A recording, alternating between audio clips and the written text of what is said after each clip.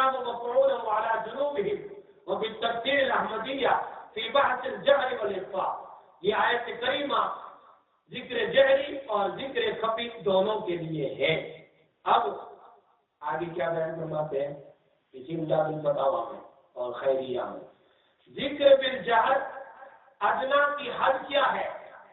ذکر بالجہر ادنا لاؤڈ ذکر سافٹلی کتنا ہو؟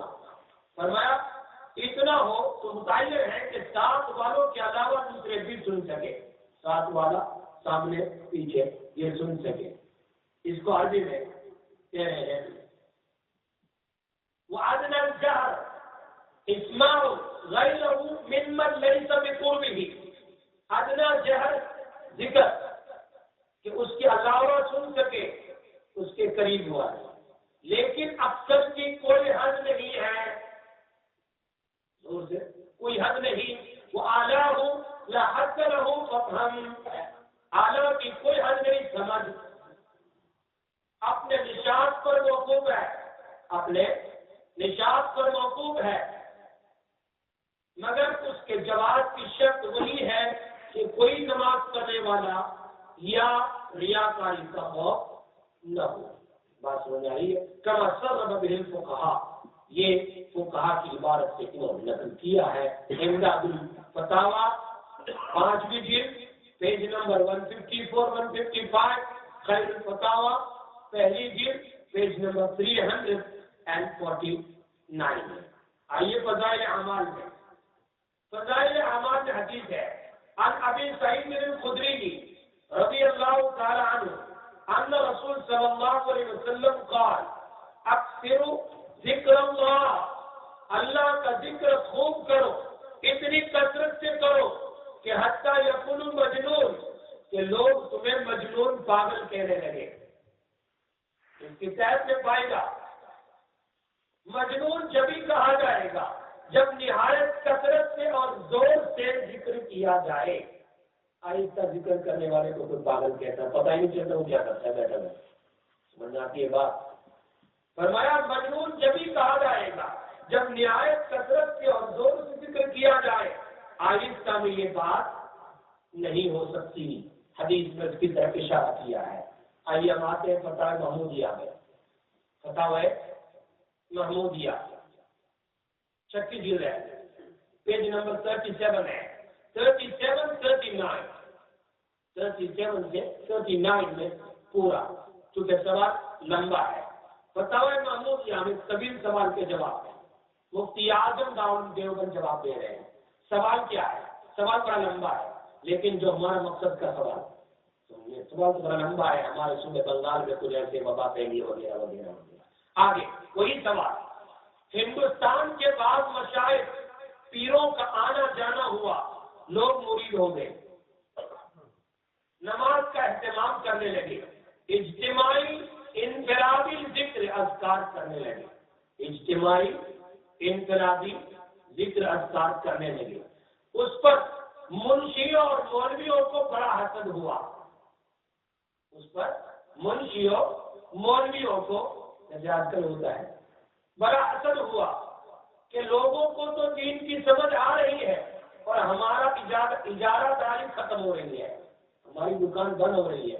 کیونکہ لوگ دین کو سمجھ رہے ہیں نا، تو ابھی ہٹ نہیں گے پیسے دینے سے. مسئلہ تربیت سب سے جنگل والا مسئلہ وہ بند ہو رہا ہے. اجارہ داری کیا ہے؟ بند ہو رہی ہے. لہذا حسد اور بغض اور انعام کی وجہ سے کہنے لگے ذکر جہری قطعاً حرام ہے. کیا کہنے لگے؟ ذکر جہری قطعاً. یہ فتح محمودیہ کی بات میں کر رہا ہوں میں، 20 جلدوں میں ہے فتح محمودیہ. اچھا، سلسلے چشتیہ قادریہ میں داخل ہونے والے شیطانوں کی جماعت میں شرکت کرتا ہے. یہ پورا سوال ہے. ذکر جہری والوں کے پیچھے نماز نہیں ہوتی. اچھا، جو بزرگوں کی اہانت بیان کرتا ہے اس کا کیا حکم ہے؟ یہ سوال ختم ہو گیا. بات سمجھ آ گئی؟ یہ پورا سوال تھا جو نقل کیا فتح محمودیہ.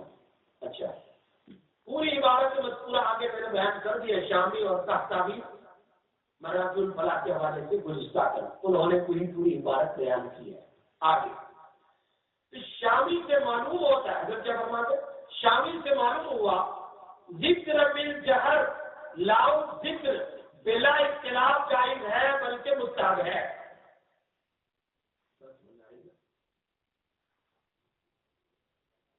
سلسلے قادریہ اور چشتیہ کے اکابر اہل حق بزرگ تھے، اہل حق بزرگ تھے، ان میں بہت بڑے بڑے اہل اللہ اولیاء ہوئے ہیں اور اب بھی موجود ہے۔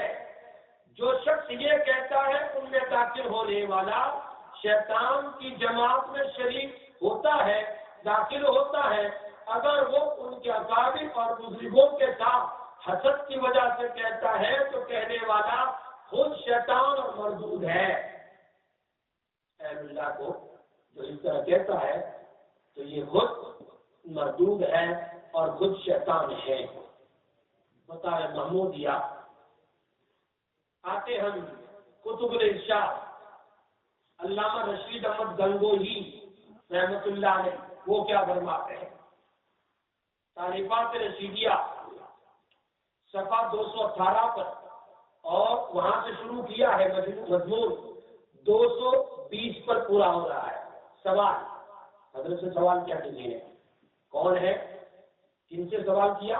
علامہ رشید احمد گنگوہی رحمت اللہ علیہ سے۔ سوال، ذکر جہری قرآن اور حدیث سے ثابت ہے یا صوفی لوگوں نے اپنی طرف سے مقرر کر لیا ہے؟ سن رہے ہو بھائی، بات سننا نہیں آتی۔ زید کہتا ہے امام اعظم رحمت اللہ علیہ، امام اعظم سے مراد امام ابو حنیفہ کے یہ نزدیک بدعت ہے، ذکر جہری بدعت ہے، تو بڑے بڑے حنفی ذکر جہر کو کرنے کی کیوں اجازت دیتے ہیں؟ سوال سمجھ آ گیا؟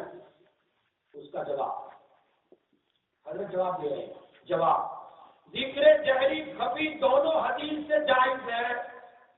ذکر جہری ذکر خفی دونوں حدیث سے جائز ہے۔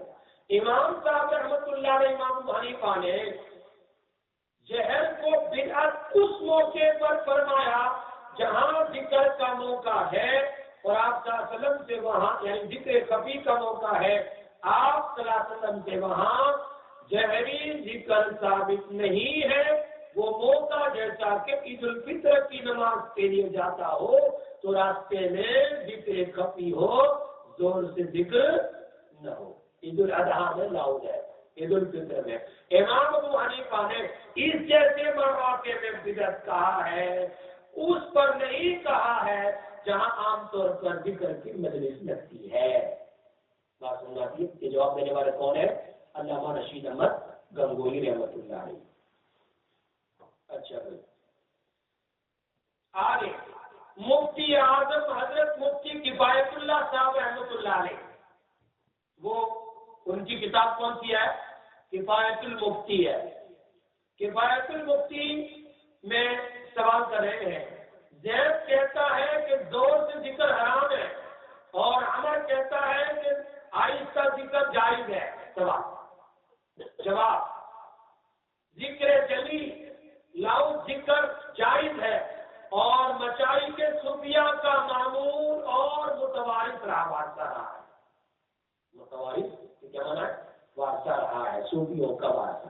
احادیث کثیرہ سے اس کا ثبوت ہوتا ہے جن مواقع میں شریعت نے خود ذکر جلیل مقرر فرمایا ہے۔ یہ جواب ہو گیا مفتی کفایت اللہ صاحب، جو دارالعلوم دیوبند کے بڑے مفتی تھے اس زمانے میں، جن کی کتابیں کفایت المفتی، بڑے بڑے مفتی اس سے فتویٰ لیتے ہیں۔ آتے ہیں فتاوی دارالعلوم دیوبند میں، فتاوی دارالعلوم کفایت المفتی کی جلد دوسری جلد ہے، پیج نمبر 77 ہے۔ آتے ہیں فتاوی دارالعلوم دیوبند میں، اس میں کیا کہہ رہے ہیں؟